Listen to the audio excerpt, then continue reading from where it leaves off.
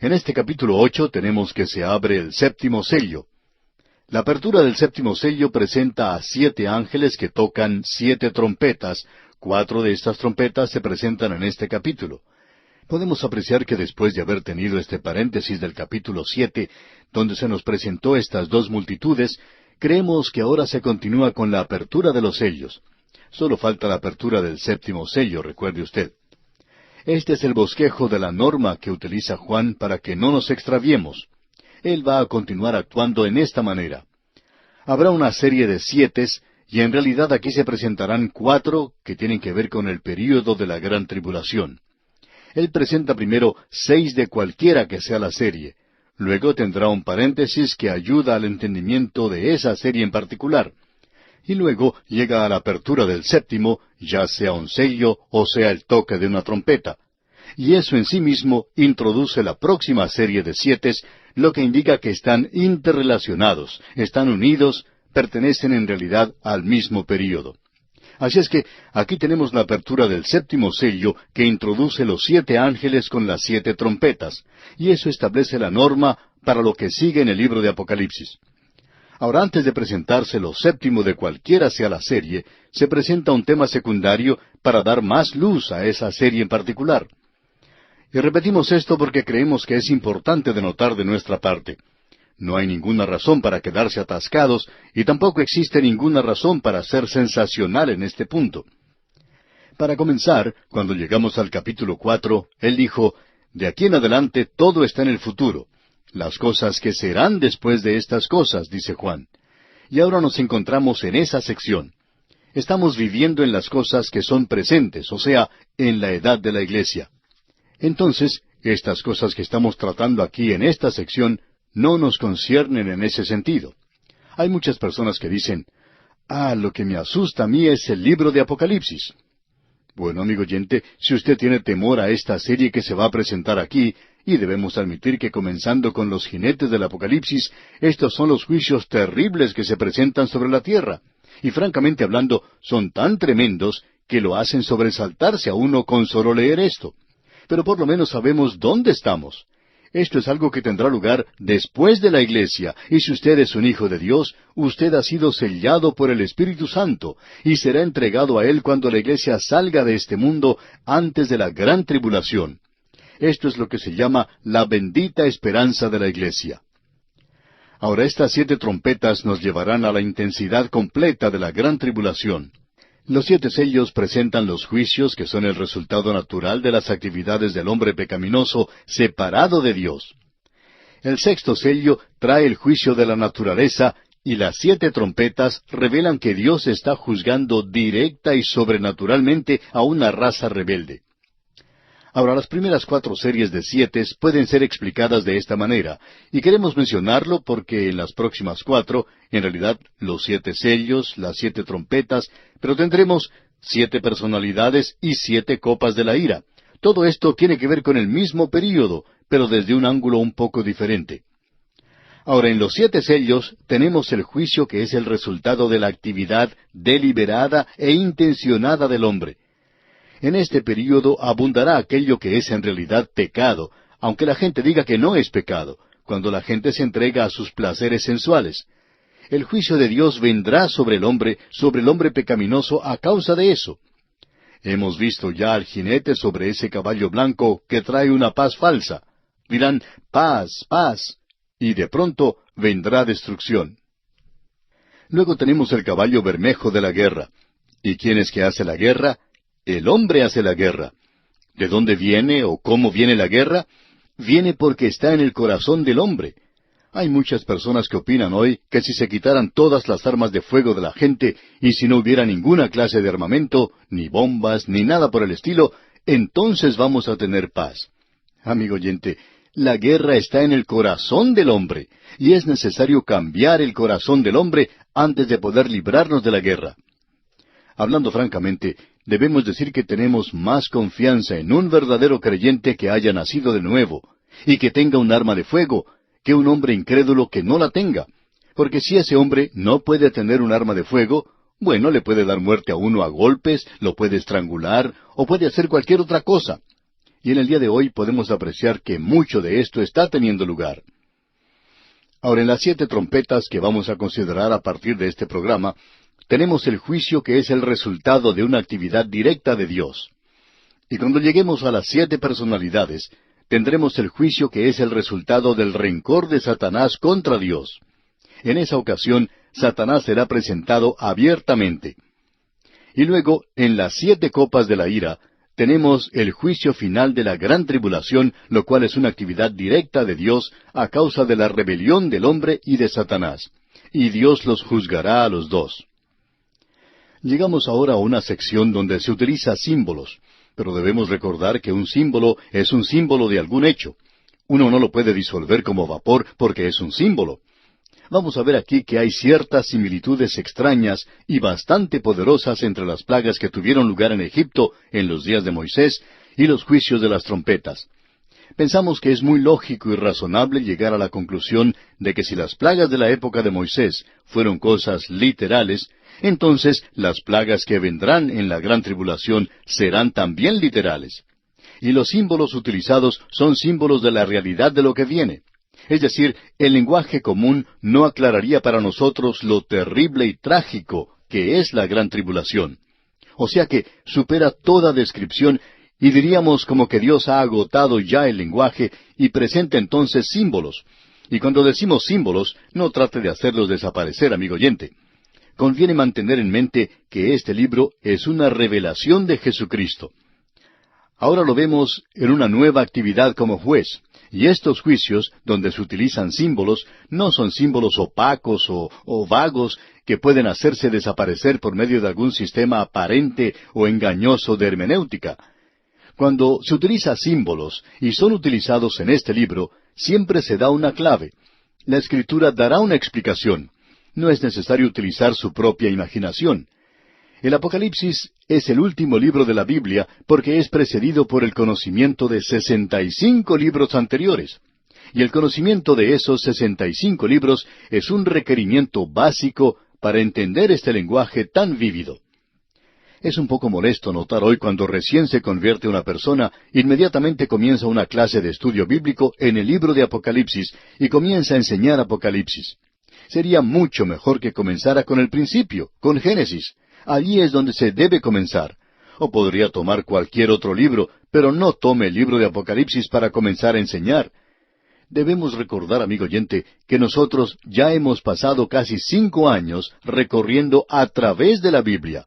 Creemos que esto nos da el derecho de enseñar ahora el libro de Apocalipsis. No lo haríamos de ninguna otra manera.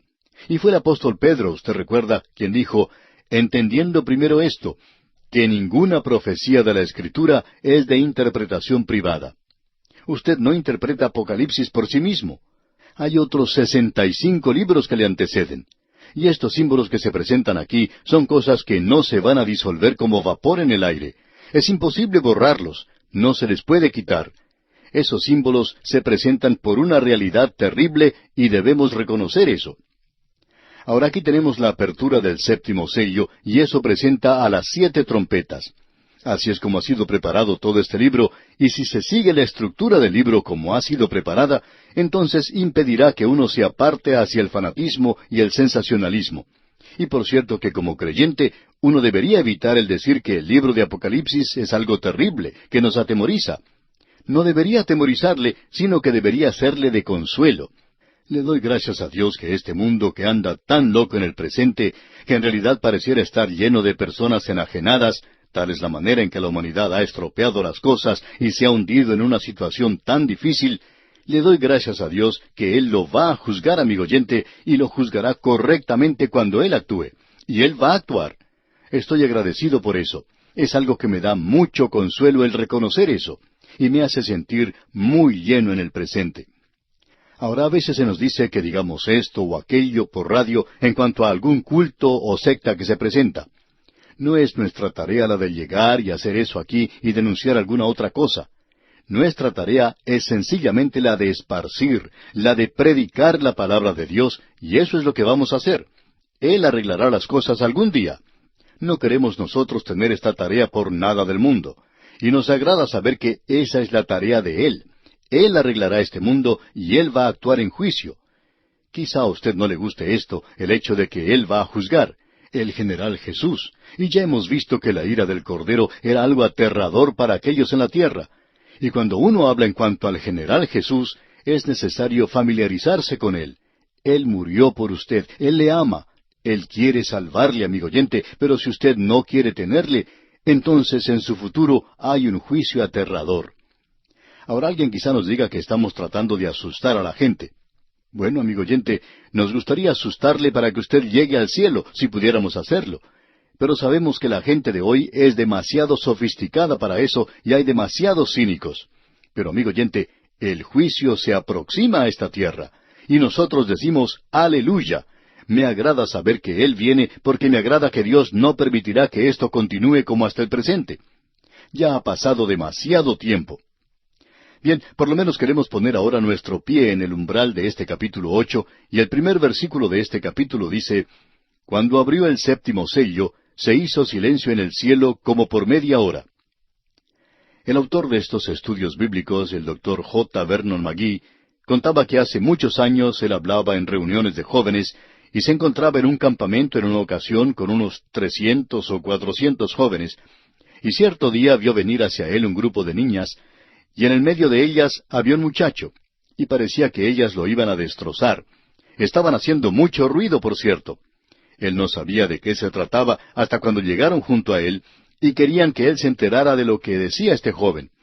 Y este joven dijo, «Doctor McGee, ¿sabía usted que no habrá ninguna mujer en el cielo?» Y el doctor McGee le contestó que no sabía eso. Y le preguntó si tenía alguna escritura que le sirviera de base para decir eso. Y le dijo que sí, que tenía un pasaje en las Escrituras y dijo que iba a haber silencio en el cielo por media hora, y que si hubiera mujeres allí, pues no podrían guardar silencio por tanto tiempo. Bueno, creemos que este joven sufría de un prejuicio, y todas esas jóvenes que le rodeaban estaban tratando de corregirle en esa interpretación en particular. Y estamos de acuerdo con lo que ellas decían, porque ese no es el significado, por supuesto, que se presenta aquí. Esto no quiere indicar que no va a haber ninguna mujer en el cielo. Bien, comenzamos este pasaje quizá de una manera ligera, liviana, y quizá nos equivocamos en hacer eso, porque aquí tenemos un pasaje que tiene mucha solemnidad y es muy serio, por cierto. El Señor Jesucristo aún está en control de las cosas. Él abre el séptimo sello y se introduce una fanfarria de 7 trompetas. Él dirige la acción desde el cielo. Él está a cargo de todo. Y Él está dirigiendo lo que está ocurriendo. Y tenemos que mantener esto en mente a través de todo este punto. No pierda de vista, amigo oyente, el hecho de que el Apocalipsis le presenta al Señor Jesucristo en su gloria, como el juez de toda la tierra. Amigo oyente, usted puede engañarse si Cristo es solamente presentado como el Jesús manso y humilde, que solamente hacía cosas buenas, y así hizo. Pero, amigo oyente, debemos notar que aquel que es el Cordero se presentará, como hemos leído, un día, con la ira del Cordero. Juan había dicho de él, «He aquí el Cordero de Dios que quita el pecado del mundo». El mundo en realidad no está perdido, sino los pecadores. Ellos están perdidos porque han rechazado a Jesucristo, porque Él ha muerto por ellos. No importa lo que usted haga, amigo oyente, usted puede ir a una eternidad de perdición si no ha aceptado a Cristo. Pero Él ha muerto ya por usted, y si usted no se aprovecha de esa obra, usted hace que esa obra que Él realizó en la cruz sea una cosa ridícula y sin ningún sentido. Usted ha pisoteado la sangre de Cristo cuando toma esa clase de actitud o posición hacia Él. Así es que aquí tenemos una escena muy solemne. Él ordena que se detenga todo en el cielo, en el infierno y en la tierra. Nada puede moverse sin su autorización. Él ya ha ordenado que cesaran las fuerzas naturales en la tierra, cuando ordenó que se sellara y salvara a esas 2 multitudes que mencionamos antes. Y ahora, por un breve momento, hay una calma en la actividad del juicio, hay un silencio celestial. Godet definió esto de la siguiente manera: este silencio es una pausa para la acción. Y eso nos gusta mucho. Es la calma antes de la tormenta. ¿Por qué sucede este silencio tan extraño? Bueno, su paciencia no se ha agotado. Cuando fue abierto el 6º sello y la naturaleza respondió con una convulsión poderosa, los hombres de valor se atemorizaron por un momento. Cristo les dio la oportunidad de arrepentirse. Pero como sucedió con Faraón en el pasado, cuando se quitó la presión de ellos, su corazón engañoso volvió a su intención original. Así es que muchos hombres regresan a la conducta blasfema cuando existe la calma. Probablemente se reprocharán a sí mismos por haber dado muestra de cobardía. Después de todo, solo era la naturaleza la que estaba reaccionando. No era Dios después de todo. Y todo puede ser explicado por causas naturales. Y eso es lo que ellos dirán. Pero amigo oyente, es la calma antes de la tormenta, como alguien dijo en el pasado. Los pasos de Dios de misericordia al juicio son siempre lentos, medidos y como que no quiere darlos. Dios es un Dios lento para la ira. El juicio es una operación extraña. El profeta Isaías dice en el capítulo 28 de su profecía, versículo 21, «Porque Jehová se levantará como en el monte Perasim, como en el valle de Gabaón se enojará, para hacer su obra, su extraña obra, y para hacer su operación, su extraña operación». ¿Y qué es esto? ¿Qué es extraño en cuanto a Dios? Él juzga, amigo oyente. Él es un Dios de amor, pero es un Dios de amor que juzga a sus criaturas. Y Él dice que no siente ningún placer en la muerte de aquel que muere. Este silencio del versículo 1 de este capítulo 8 de Apocalipsis entonces marca la transición de la gracia al juicio. Él está esperando. Y amigo oyente, Él está esperando hoy. Él está esperándolo a usted si usted todavía no ha ido a Él. Y usted puede acercarse a Él ahora mismo, porque Él es un Salvador misericordioso. Acuda a Él en esta hora y sea salvo por toda la eternidad. Lo que tenemos aquí es la apertura del séptimo sello, el último sello. Con esto también se abrió la siguiente serie de 7. Cada una de estas series entrará a la próxima serie de la misma manera, lo cual las une a todas ellas. Están todas unidas en un grupo. Estamos cubriendo este período que es conocido como el período de la Gran Tribulación. El Señor Jesucristo lo llamó así, y Juan ya nos ha dicho que este es el período de la Gran Tribulación. Esperamos que no haya personas que quieran discutir en cuanto a esto, porque el Señor Jesucristo y Juan han llamado a este el período de la Gran Tribulación. Ahora, los sellos que han sido abiertos nos parece que cubren de manera amplia la totalidad del período. Pero cuando se llega a las trompetas, llegamos a esa parte tan intensa del período de la Gran Tribulación que veremos más adelante y que ha sido llamada como los últimos 3 años y medio de este período. En nuestro programa anterior vimos que hubo silencio en el cielo como por media hora. Es algo terrible, tiene que ver con lo que es muy solemne. Ahora esto puede ser aterrador para algunas personas porque se está preparando el juicio que vendrá sobre la tierra. Este es el momento previo a la tormenta del juicio que viene sobre la tierra durante ese período en particular, y es lo que llamamos la calma antes de la tormenta. En algunos lugares la gente acostumbra enfrentar a las tormentas. La gente de la zona hasta construye habitaciones o sótanos especiales para protegerse de las tormentas que son comunes en ese lugar. El autor de estos estudios bíblicos, el Dr. J. Vernon McGee, decía que cuando él era joven, su padre le había construido un sótano de refugio para las tormentas, y que él debía pasar mucho tiempo durante la primavera y durante la primera parte del verano en ese sótano para protegerse de las muchas tormentas que azotaban el lugar. En cierta ocasión, él y su padre estaban mirando una tormenta que se aproximaba, y pudieron darse cuenta que no iba a azotar su propio lugar, sino una ciudad a unos 15 kilómetros de distancia. Pero antes que se desatara la tormenta, ellos se dieron cuenta de que había una calma tremenda. Hasta entonces el viento había estado soplando con fuerza y estaba lloviendo mucho, y se podía escuchar los truenos y ver los relámpagos. Pero de pronto todo se detuvo y por unos momentos hubo un silencio sepulcral.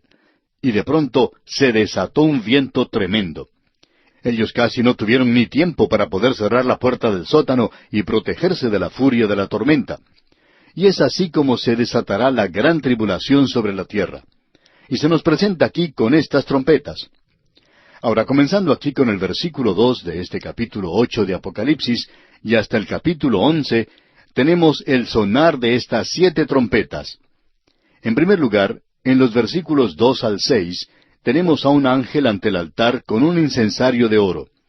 Veamos entonces lo que nos dice el versículo 2 de este capítulo 8 de Apocalipsis. Y vi a los 7 ángeles que estaban en pie ante Dios, y se les dieron 7 trompetas. Aquí se nos presenta a 7 ángeles en un grupo especial. Creemos que Gabriel se encuentra en este grupo porque se nos dice que él estaba delante de Dios. Eso fue lo que él le dijo a Zacarías cuando anunció el nacimiento de Juan el Bautista. Él le dijo, yo soy Gabriel, que estoy delante de Dios. Y aparentemente él es uno de estos ángeles. Y luego tenemos al serafín mencionado en el libro de Isaías, que también estaba delante del trono de Dios. Pero estos 7 ángeles parecen ser de una orden diferente a las del serafín, y la razón para esto es que la misión o el servicio de ellos es completamente diferente. Ahora, estas 7 trompetas tienen un significado especial para Israel, y no queremos perder de vista esto. Lo consideramos de mucha importancia. Aquí podemos apreciar que es esencial tener un conocimiento de lo que dice el Antiguo Testamento.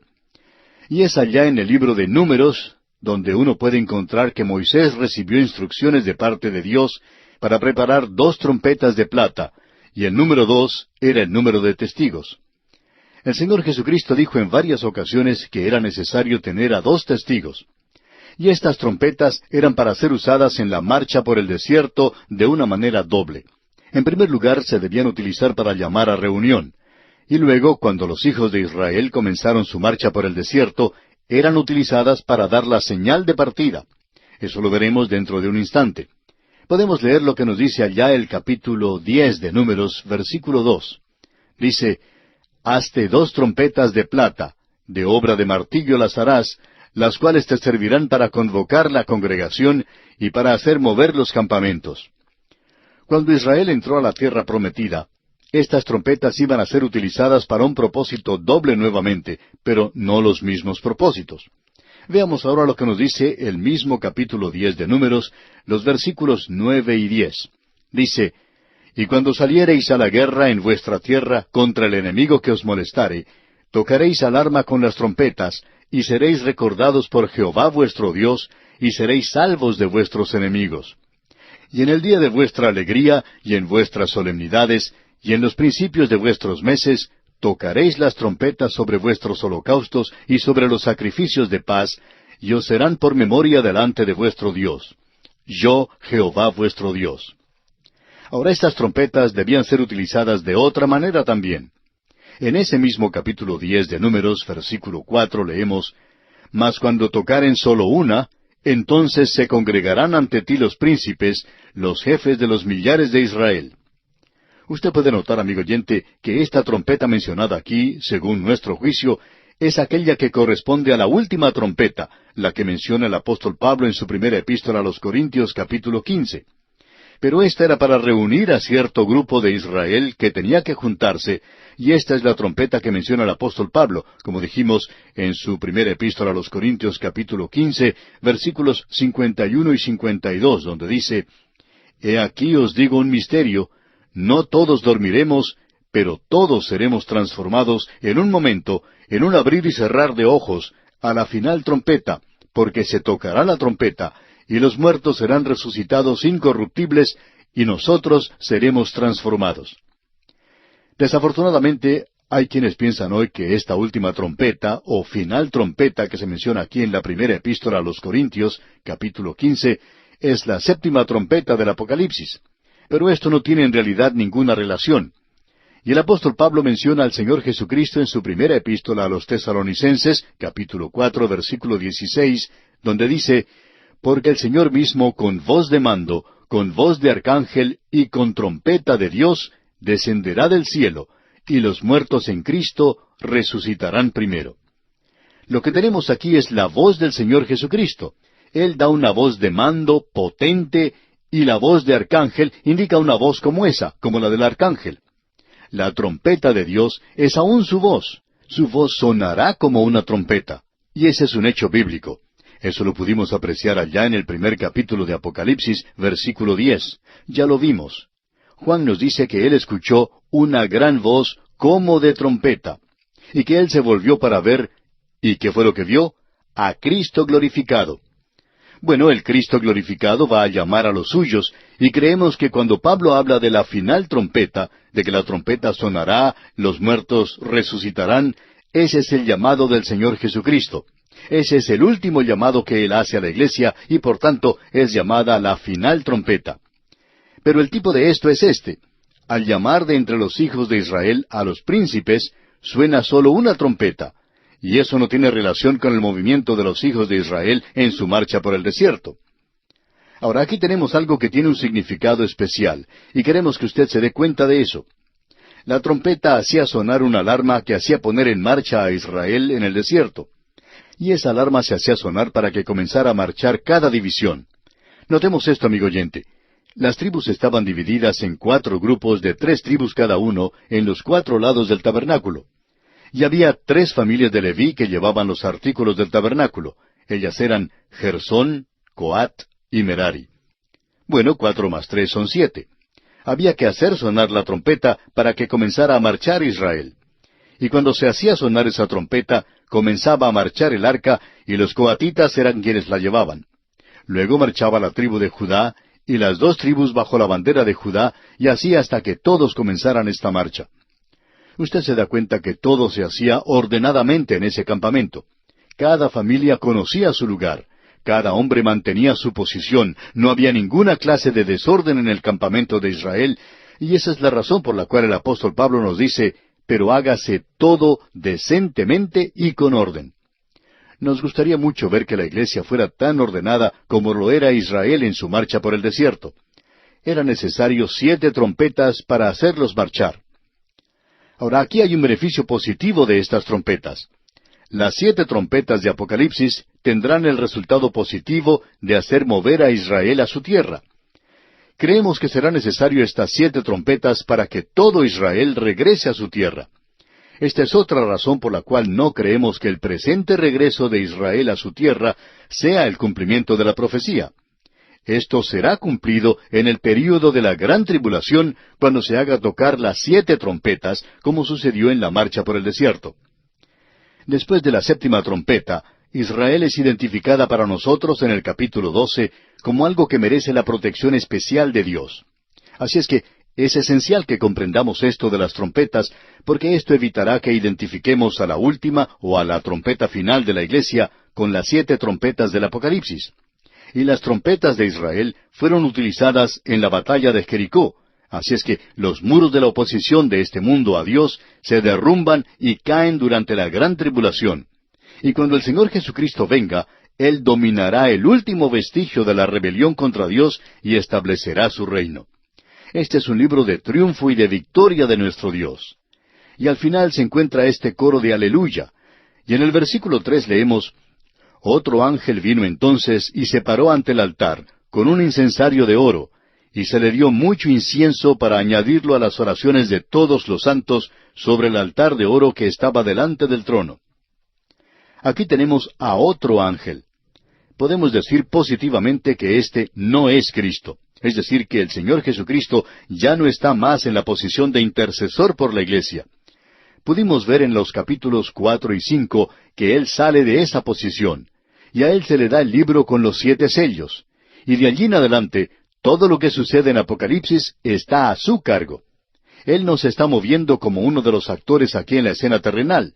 Él se encuentra en el cielo con la iglesia, en este momento en particular. Él no es ya el intercesor. Él está ahora ocupando el lugar de juicio y mantiene el libro de los 7 sellos. Y Él acaba de abrir el 7º sello. Y Él dirige toda esta actividad desde el trono. Y este ángel, como se expresa aquí, es sencillamente otro ángel. No creemos que el Señor Jesucristo pudiera ser identificado de esa manera. Ahora, en el Antiguo Testamento, Jesucristo preencarnado se aparecía como un ángel. No creemos que Él vuelva a aparecerse como un ángel. Él será como es en ese cuerpo glorificado en el cual nosotros le veremos algún día. Ahora, este altar de oro es el lugar donde se ofrecen las oraciones. Así es que no es un lugar de intercesión este altar de oro. Él está ahora sobre el trono. Al incienso se lo identifica o se lo compara con la oración. Es un tipo de oración. Esto no es fruto de nuestra imaginación porque allá en el Salmo 141, versículo 2, David dice, Suba mi oración delante de ti como el incienso, el don de mis manos como la ofrenda de la tarde.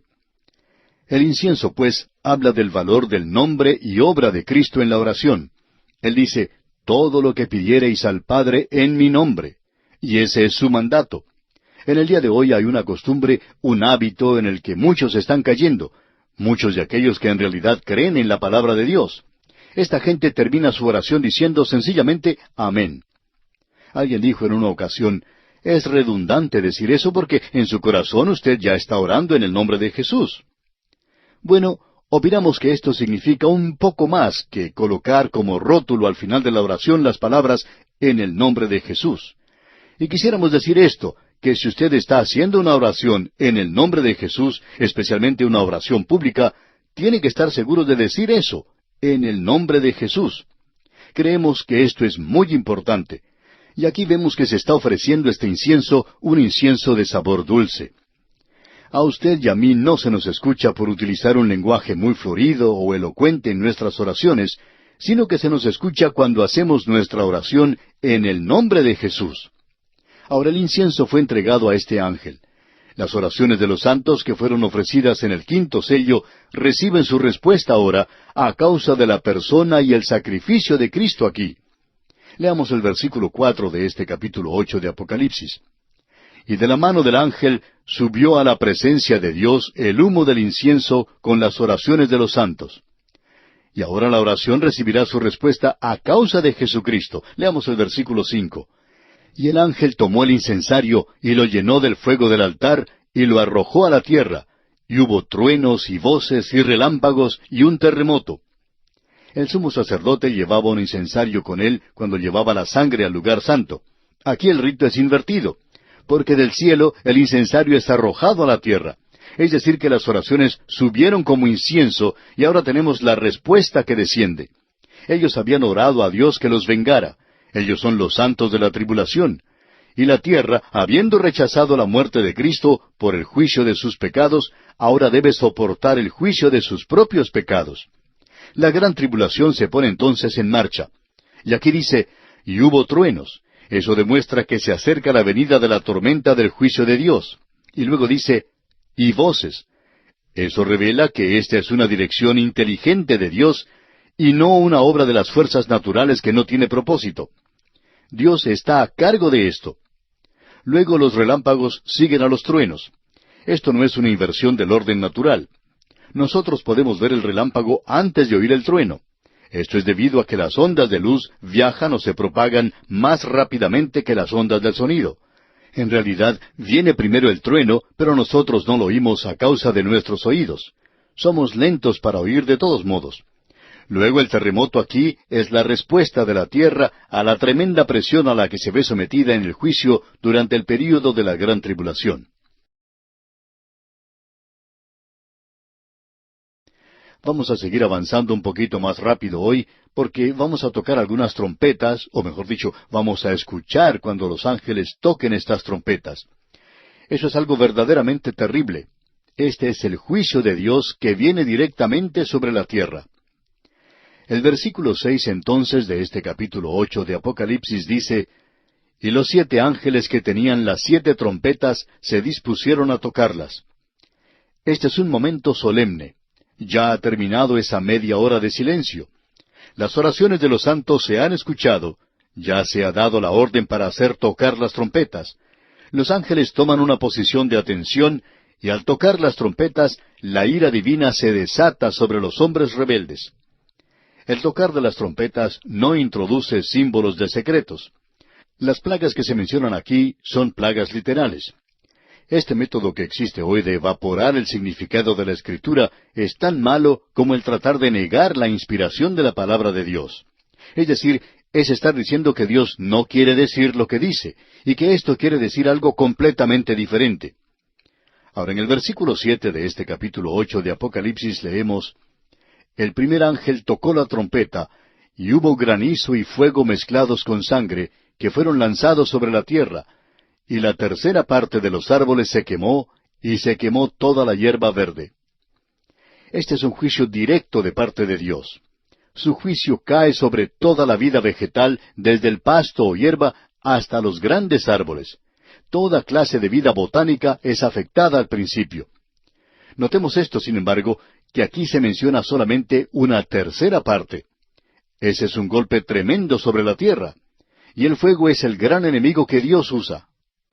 En el primer juicio global, Dios utilizó el diluvio. Ahora va a ser el fuego. En realidad, amigo oyente, esta tierra va a ser transformada por el fuego, purificada por fuego. Ahora las praderas y los bosques cubiertos de hierbas son destruidos parcialmente por el fuego. Se indica que es la tercera parte de todo esto, y eso demuestra la gran extensión del daño causado, una tercera parte. No es una cuarta parte ni tampoco la mitad, sino que indica una tercera parte. Ahora, aquí está hablando de plantas, de la vida vegetal. Usted recuerda que la vida vegetal fue la primera que fue creada, y es la primera en ser destruida. El primer capítulo de Génesis comienza hablando de la vida vegetal después que se ha establecido el orden en el sentido físico del globo terráqueo. Este es un juicio literal sobre la vida vegetal, de la misma manera que las 7 plagas de Egipto fueron literales. Señalamos anteriormente el hecho de que había una similitud extraordinaria entre las plagas en Egipto y los juicios de las trompetas.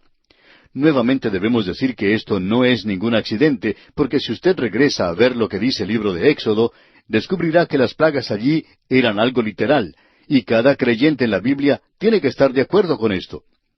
Entonces, también debe estar de acuerdo en que las plagas mencionadas en Apocalipsis deben ser aceptadas de la misma manera. No conocemos qué tipo de hermenéutica uno puede usar para interpretar una cosa de una manera en un lugar y de otra manera en otro lugar, a no ser que la Escritura le indique claramente que usted puede hacer tal cosa. Probablemente deberíamos leer lo que nos dice allá el libro de Éxodo. En el capítulo 9, versículo 18 de Éxodo, tenemos lo siguiente. He aquí que mañana a estas horas yo haré llover granizo muy pesado, cual nunca hubo en Egipto, desde el día que se fundó hasta ahora. Y cuando cayó este granizo sobre la tierra, se nos dice que destruyó la hierba del campo en el país de Egipto. Ahora en el versículo 25 leemos, y aquel granizo hirió en toda la tierra de Egipto todo lo que estaba en el campo, así hombres como bestias. Asimismo destrozó el granizo toda la hierba del campo y desgajó todos los árboles del país. Se nos dice que desgajó todos los árboles del país. Esta era una destrucción del 100%, y en Apocalipsis tenemos una tercera parte de la tierra.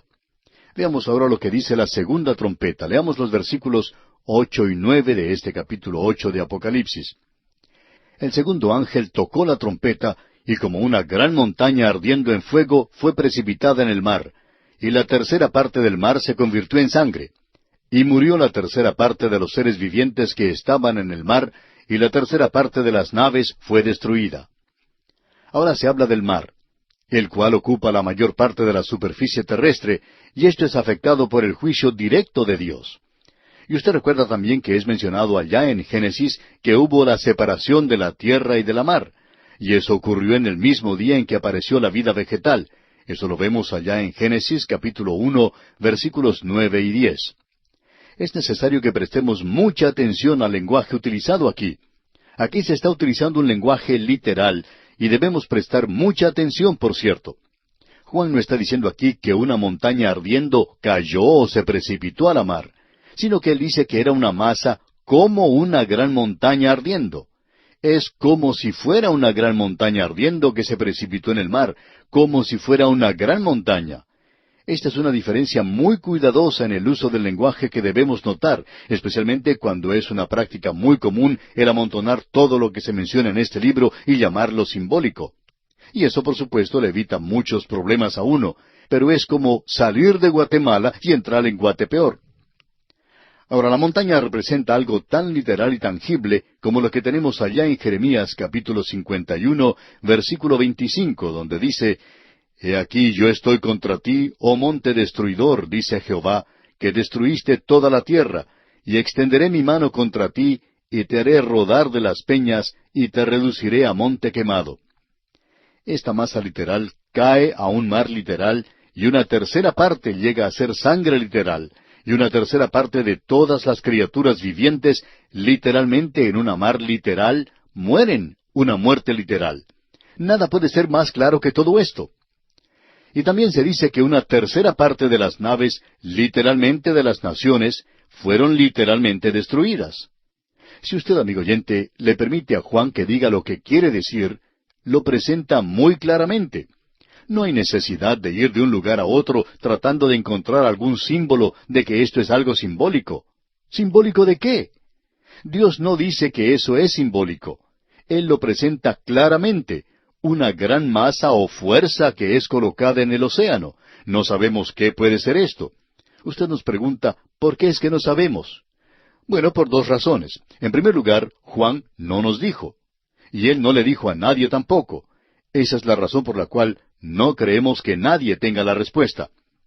Y la segunda razón es esta, que nosotros no esperamos estar aquí en ese entonces para poder leer lo que dicen los periódicos, esas malas noticias que siempre tenemos en los periódicos en el día de hoy. Y estamos seguros que esto continuará, aunque de una manera más profusa, en el período de la gran tribulación. Así es que no vamos a estar aquí para leer eso. Entonces, podríamos decir que esto no nos concierne demasiado, aparte de darnos cuenta de la terrible tragedia que se avecina sobre un mundo que rechaza a Cristo, que en realidad se está burlando, que pone en ridículo la palabra de Dios en el presente. Esto es algo que causa tristeza al corazón del creyente, pero no debemos hacer más de eso. Eso no solo debería afectar nuestros corazones, sino que debería afectar nuestras voluntades y nuestros pies, y comenzar a andar para esparcir hoy la palabra de Dios. Esa es nuestra responsabilidad, y creemos que esa es una responsabilidad solemne. No podemos evitar que ese juicio llegue a la tierra, pero sí podemos predicar la palabra de Dios y reducir la población que quedará aquí en ese entonces. Bien, llegamos ahora a la tercera trompeta. Leamos los versículos 10 y 11 de este capítulo 8 de Apocalipsis. El tercer ángel tocó la trompeta, y cayó del cielo una gran estrella, ardiendo como una antorcha, y cayó sobre la tercera parte de los ríos, y sobre las fuentes de las aguas. Y el nombre de la estrella es Ajenjo, y la tercera parte de las aguas se convirtió en ajenjo, y muchos hombres murieron a causa de esas aguas, porque se hicieron amargas. Estamos viviendo en el presente donde se ha dicho mucho en cuanto a la contaminación del ambiente. Es un verdadero problema hoy. Parecería como que el hombre se hubiera anticipado a esta estrella contaminando todas las aguas. Opinamos personalmente que el hombre se va a ver obligado en el presente a limpiar las aguas del mundo si quiere continuar existiendo aquí. Se considera, amigo oyente, que el instinto de conservación es la primera ley de la naturaleza. Y el hombre quiere continuar en esta pequeña tierra. Así es que va a hacer algo en cuanto a esto.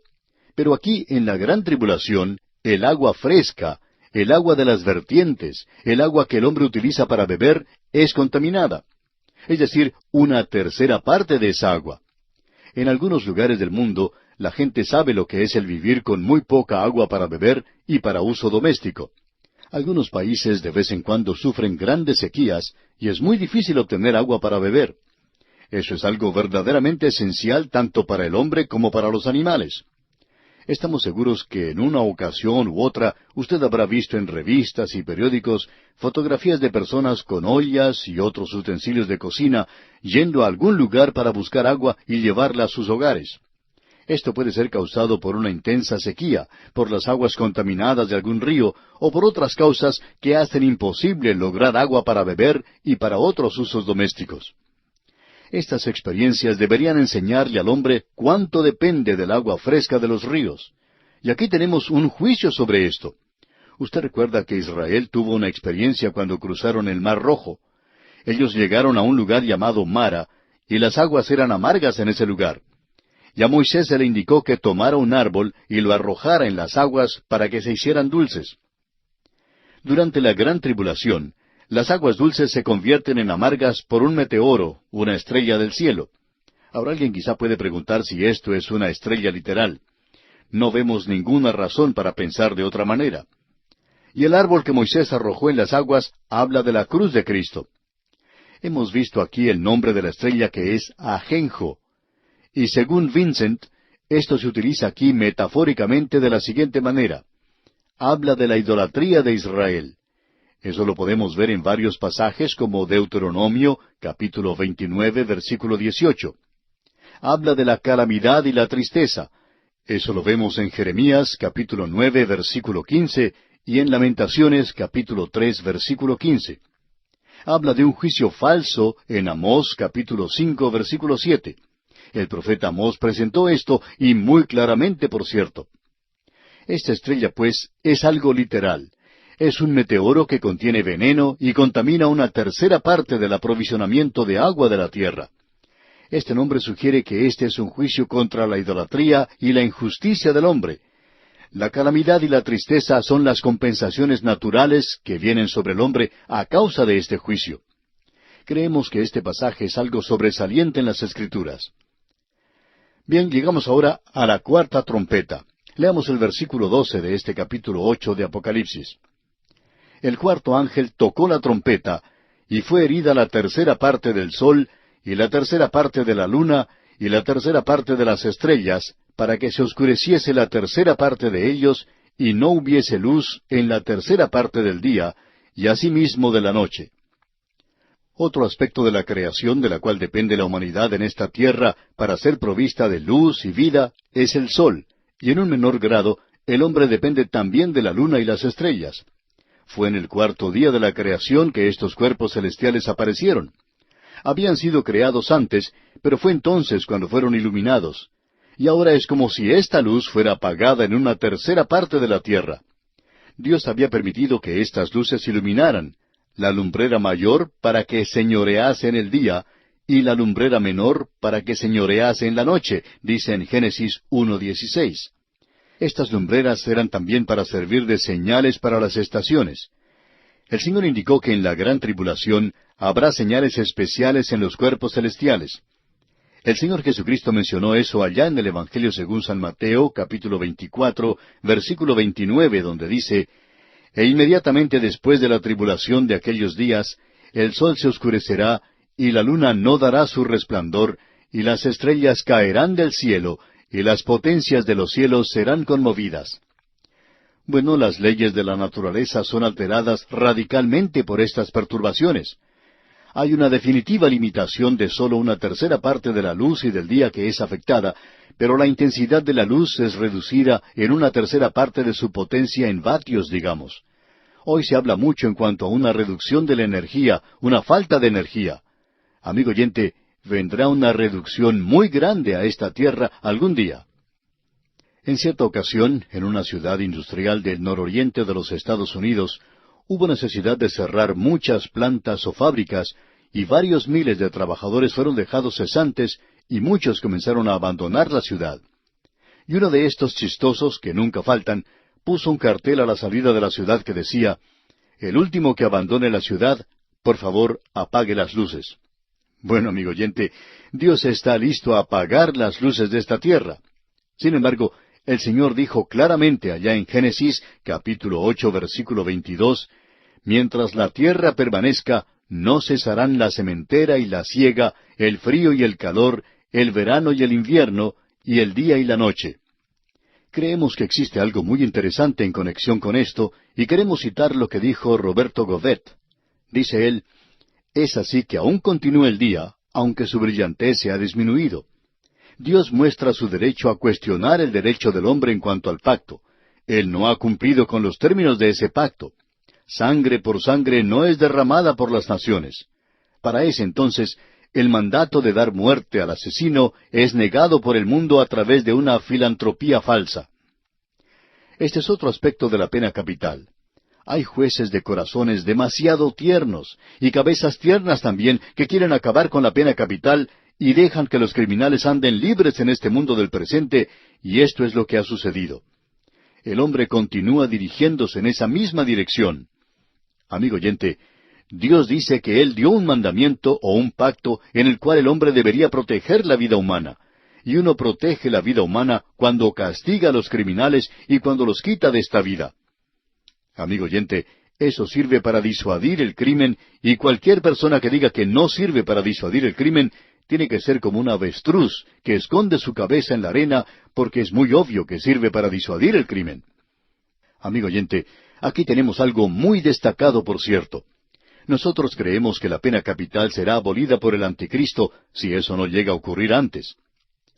Ahora el versículo 13, el último versículo de este capítulo 8 de Apocalipsis, dice: «Y miré y oí a un ángel volar por en medio del cielo, diciendo a gran voz, ¡Ay, ay, ay de los que moran en la tierra, a causa de los otros toques de trompeta que están para sonar los tres ángeles! Cuando se toca la cuarta trompeta, se hace un anuncio de una rara intensidad de ayes en el juicio que viene sobre la tierra, y las últimas tres trompetas están separadas de las primeras cuatro y son trompetas de ayes. Ahora aquí tenemos a un águila.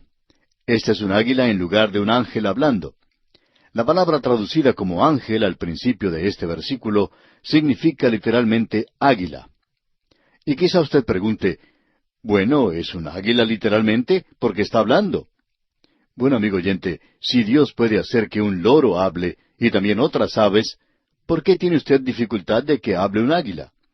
Y es interesante que Él eligió un águila aquí porque el Señor Jesucristo dijo en Mateo capítulo 24, versículo 28, porque donde quiera que estuviere el cuerpo muerto, allí se juntarán las águilas. Y eso será después de esa gran batalla de Armagedón.